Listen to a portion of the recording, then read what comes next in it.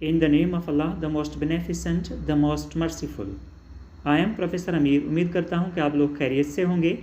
आज मैं आपको डायरेक्ट एंड इनडायरेक्ट स्पीच और नरेशन का पार्ट 5 का सी जुज़ पढ़ाने जा रहा हूँ।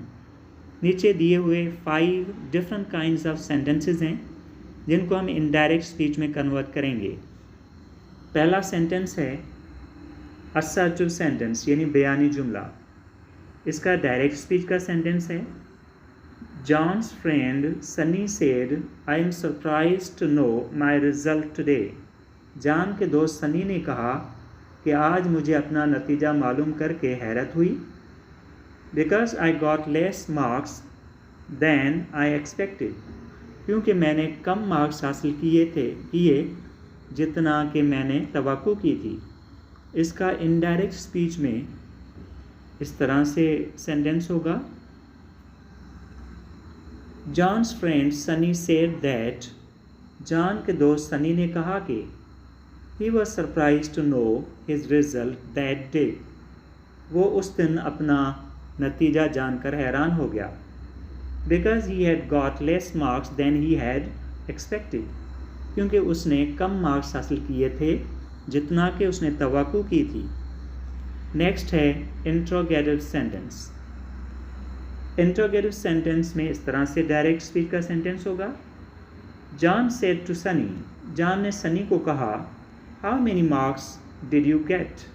आपने कितने मार्क्स हासिल किए। इसका इनडायरेक्ट स्पीच का सेंटेंस होगा John asked Sunny how many marks he had got. John ने सनी से पूछा कि कितने मार्क्स उसने हासिल किए थे। नेक्स्ट डायरेक्ट है, ये क्वेश्चन नहीं है लेकिन ये उसी का रिस्पॉन्स है, तो ये असर्टिव सेंटेंस में होगा।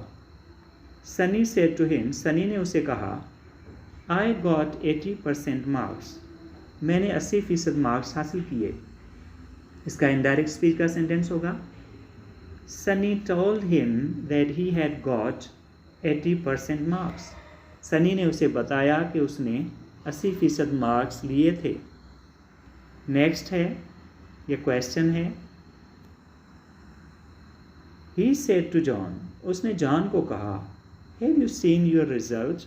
क्या आपने अपना नतीजा देखा है। ये इसका इनडायरेक्ट स्पीच का सेंटेंस होगा he asked John if he had seen his result. उसने जॉन से पूछा कि अगर उसने अपना नतीजा देखा था। नेक्स्ट है डायरेक्ट सेंटेंस, डायरेक्ट नरेशन का है John said I saw my result yesterday and got 60% marks. मैंने अपना नतीजा कल देखा और 60% मार्क्स लिए। That are enough for me. वो मेरे लिए काफ़ी हैं। इसका इनडायरेक्ट स्पीच का सेंटेंस होगा John said that he had seen his result the previous day. John ने कहा कि उसने अपना नतीजा साबका दिन यानी गुज़श्ता दिन देखा था। and had got 60% marks. और उसने 60% मार्क्स हासिल किए थे। That were enough for him. वो उसके लिए काफ़ी थे। नंबर 3 है exclamatory sentences यानी ताजुबी जुमले। इसका डायरेक्ट स्पीच का सेंटेंस होगा Sunny said what a good idea. Sunny ने कहा क्या अच्छा ख्याल है। You are satisfied with only 60% marks. आप फ़कत 60% मार्क्स से मुतमैन हो। इसका इनडायरेक्ट स्पीच का सेंटेंस होगा Sunny exclaimed with joy. Sunny ने खुशी से इज़हार किया that it was a very good idea. ये बहुत अच्छा ख्याल था that he was satisfied with only 60% marks.